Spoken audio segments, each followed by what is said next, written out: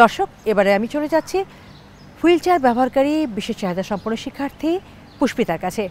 পুষ্পিতা, তুমি চমৎকার ছবি আঁকো বলেছো, তুমি কি কয়েকটা ছবি নিয়ে এসেছো আমাদের জন্য? তোমার সাথে আছে? হ্যাঁ আছে। আমাদেরকে একটু দেখাও, আমাদের দর্শকদেরকে একটু দেখাও। এই যে এগুলো আমার আঁকানো ছবি, এগুলো সব কার্টুন ক্যারেক্টারের ওপর করা একটা ড্যাশবোর্ডের মতো। তো এখানে আমার পছন্দের ছোটবেলার বিভিন্ন কার্টুন আঁকানো হয়েছে। পুষ্পিতা, তুমি কি বলে দিবে কি কি ক্যারেক্টার রেখেছো? এখানে মিস্টার বিন আছে, অগি অ্যান্ড দ্য ককরোচ, তারপর Tom and Jerry, Doraemon, sponge Bob. তো এগুলো যেগুলো আমরা ছোটবেলা থেকে দেখে বড় হয়েছি সেই সব। আর কার্টুন ক্যারেক্টারের পাশাপাশি আর কি আঁকে? আমার এখন বেসিক্যালি আমার জামা কাপড়ের ওপর বেশি আঁকা হয়। আমি ডিজাইন করি, পাঞ্জাবি, শাড়ি এগুলোর ওপর আমার বেশি কাজ করা হয়। অনলাইনে একটা বুটিকের আউটলেট আছে? হ্যাঁ, অনলাইন স্টোর আর কি। তার মানে পুষ্পিতার একটি অনলাইন স্টোর আছে, সেই অনলাইন বুটিকের নামটা কি? সেটার নাম হচ্ছে পেইন্ট ইওর থটস।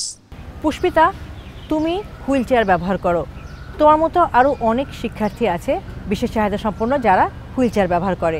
তাদেরকে আসলে কি কি চ্যালেঞ্জের মুখোমুখি হতে হচ্ছে তোমাদের এই ক্যাম্পাসে? আমার ক্লাস যেহেতু কলা ভবনে হয়, তো সেই ক্ষেত্রে হুইল চেয়ার ব্যবহারকারী হিসাবে আমার ওঠার জন্য র্যাম্প, অ্যান্ড আমার ক্লাস যেহেতু 5 তলায়, তো সেই জন্য আমার লিফটটা খুব ইম্পর্ট্যান্ট। আর স্টুডেন্ট হিসাবে আসলে আমাদের সব কিছুর ক্যাপাসিটি খুব কম, তো সেই জন্য প্রায়ই এইসব জিনিস নিয়ে আমার একটু সমস্যাতে পড়তে হয়। আর তাছাড়াও আমাদের যে রাস্তাঘাট, আমার বাসা থেকে এখান পর্যন্ত আসার যে রাস্তা, সেইখানেও কিছু রাস্তা খুব অমসৃণ, তো সেটা আমার হুইল চেয়ারে চলাচলের জন্য খুব প্রবলেমেটিক। টিএসসিতে যে ক্লাবগুলো আছে, তো সেই ক্লাবগুলোর সেখানে কোনো রকম র্যাম্প বা লিফটের ব্যবস্থা না থাকায় দেখা যায় আমার ইউজুয়ালি ওখানে তেমন একটা যাওয়ার সুযোগ হয় না। কিন্তু ইচ্ছা তো করে। হ্যাঁ হ্যাঁ, প্রতিবন্ধী শিক্ষার্থী হিসেবে ক্যাম্পাসে আসার পর আমার সবথেকে বেশি যেটা নিয়ে সমস্যার সম্মুখীন হতে হয়েছে সেটা হচ্ছে ওয়াশরুম অ্যাক্সেসিবিলিটি নিয়ে। কারণ আমাদের পুরো ক্যাম্পাসে কোথাও অ্যাক্সেসেবল ওয়াশরুম নেই যে আমি হুইল চেয়ার নিয়ে সেটা ইউজ করতে পারবো।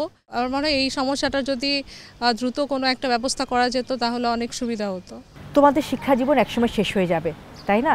এরপর তোমরা কর্মজীবনে প্রবেশ করবে, যে সামনের দিনগুলো তোমার জন্য কতটুকু সুবিধা নিয়ে আসতে পারবে বা সুযোগ তৈরি করে দিতে পারবে।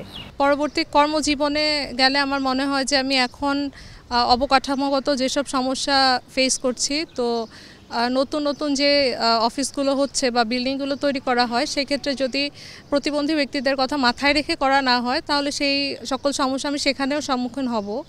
আর র্যাম্পের যে বিষয়টা, যে অনেকেই যেটা ভাবেন যে হয়তো একজন হুইল চেয়ার পারসন আসলে সে র্যাম্পটা ইউজ করবে, তো কোনো একটাভাবে করে দিলে হয়ে গেল, কিন্তু সেটার যে একটা সুনির্দিষ্ট মাপ আছে সেটা অনেকেরই এই জিনিসটা মাথায় থাকে না।